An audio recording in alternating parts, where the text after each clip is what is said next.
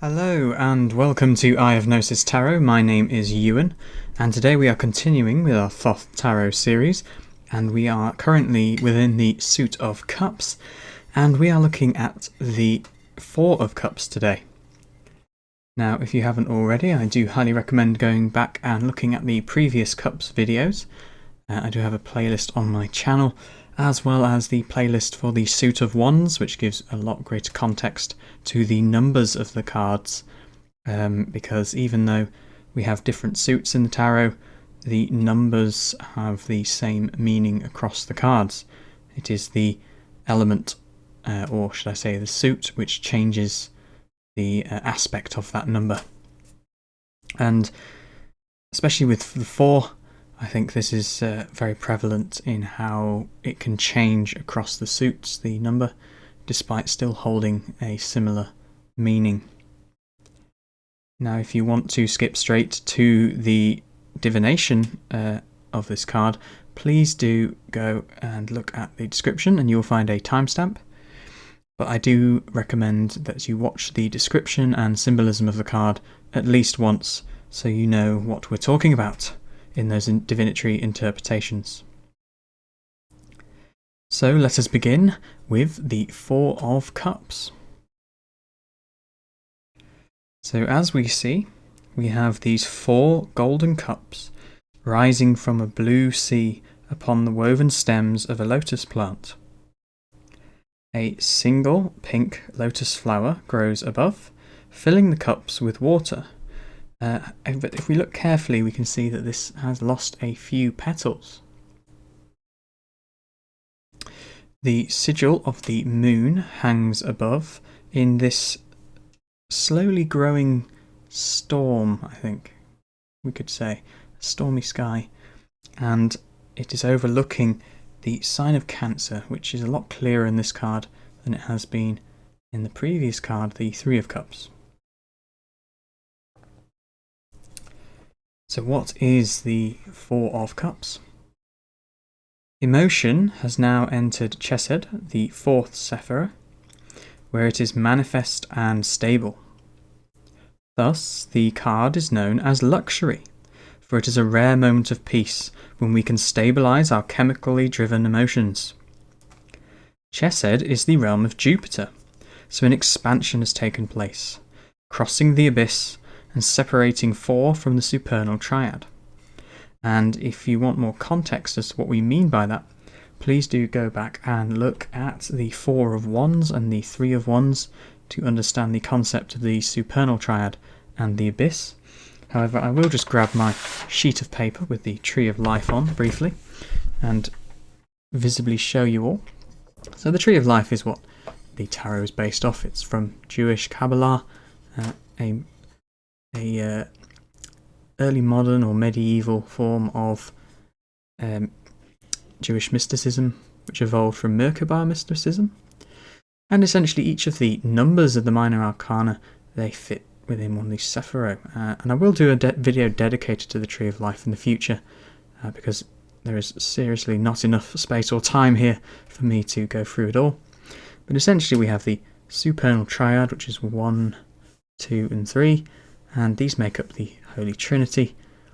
And then we have this abyss, and this is because 3 is complete by itself and doesn't need any further additions to it, but of course there's no reason why we can't have a further addition, and this is why we have Chesed, number 4, we see there the sigil of Jupiter. So as I explain in that 4 of Wands video, this 4 creates this strange proto-ego, which the Gnostics called the demiurge, and it's essentially the god that thinks it's God, but is not actually the whole of God. It's blind to what is actually above it, which is the supernal triad. In other words, in our minds this manifests as the ego, thinking it is us, but actually it's really our consciousness which runs through our ego and comes before the ego. So here in the Four of Cups, the demiurge or proto-ego rules under the false pretense that it is God, and that it is the god of the manifest universe. So in Gnosticism they saw this as the Old Testament god, which seemed to contrast with the god of the New Testament. And again, do go and look at that Four of Wands video for further information. However, little does this demiurge, this little god, know that they are but a reflection of the supernal triad, and they are only the last letter of the tetragrammaton. And the tetragrammaton, if you go back and look at my video on the court cards, is essentially the name of God. So it's Yahweh, which incorporates all four elements. And the fourth letter is the manifestation of the four elements to become five, which is spirit, but the fourth one is, of course, earth, as represented by the princesses in the court cards. Now, to the demiurge, the Four of Cups is actually the beginning, because it can't see above the abyss, and therefore the Four of Cups is heaven to the demiurge, and it believes it is the ruler of this place. Here in the Four of Cups is everything that one would ever need. We have union, we have love, we have abundance, as seen in the 1, 2 and 3 of Cups, and we also have stability, which is this new element, or at least perceived new element of the four. And we must be careful here, and so must the demiurge, because actually this is somewhat of an illusion. Like its higher counterpart, the Four of Wands, there is stability in union, and all opposites do appear to be resolved. And this is why the Four of Wands is known as completion, a complete circuit of energy.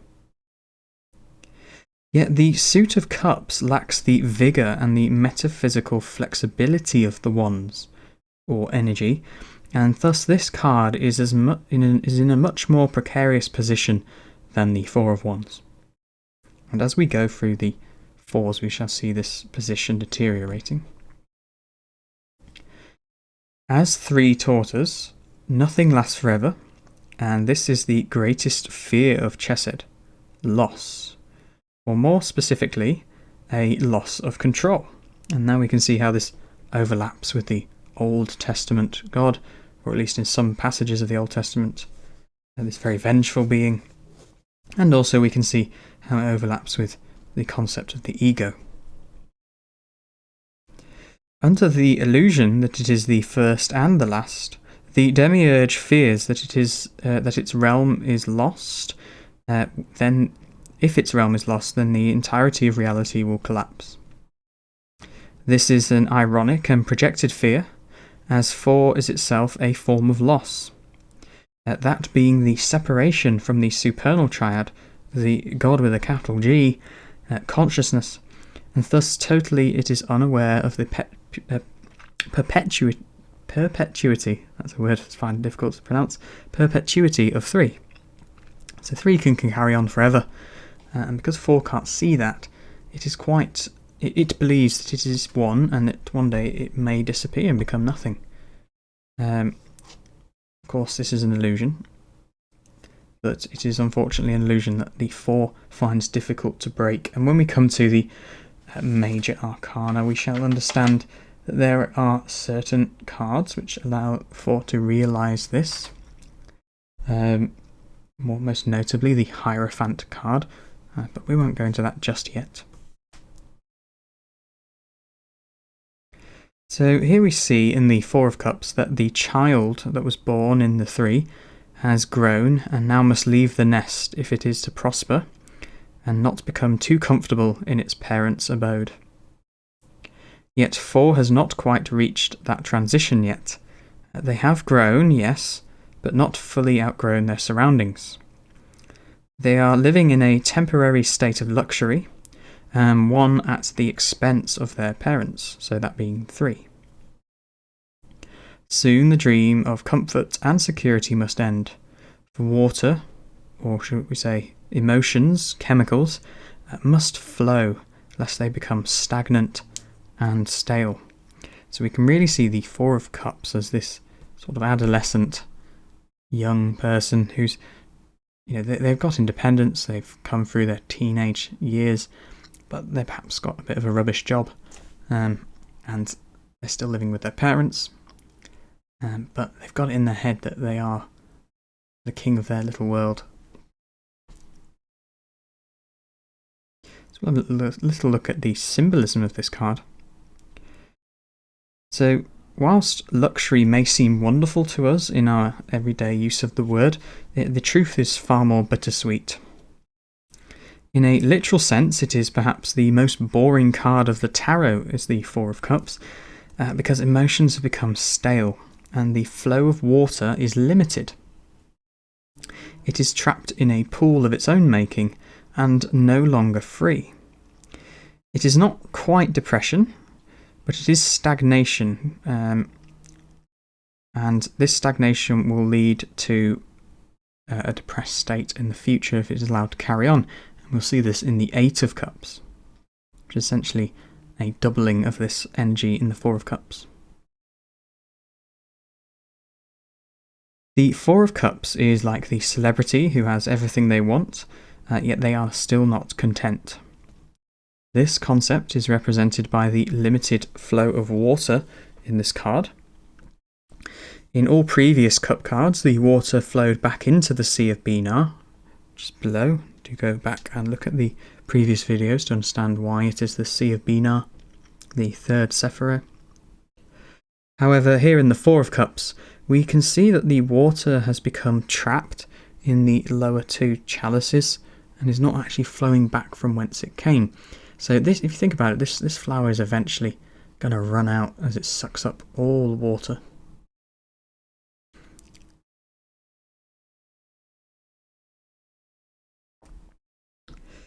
Furthermore, the higher two chalices, if you see, have become so heavy that they've flattened out these two lily pads. And in fact, if we look carefully, they may in fact be flowers and not pads, and that shows how much they have been flattened by the weight of these two cups.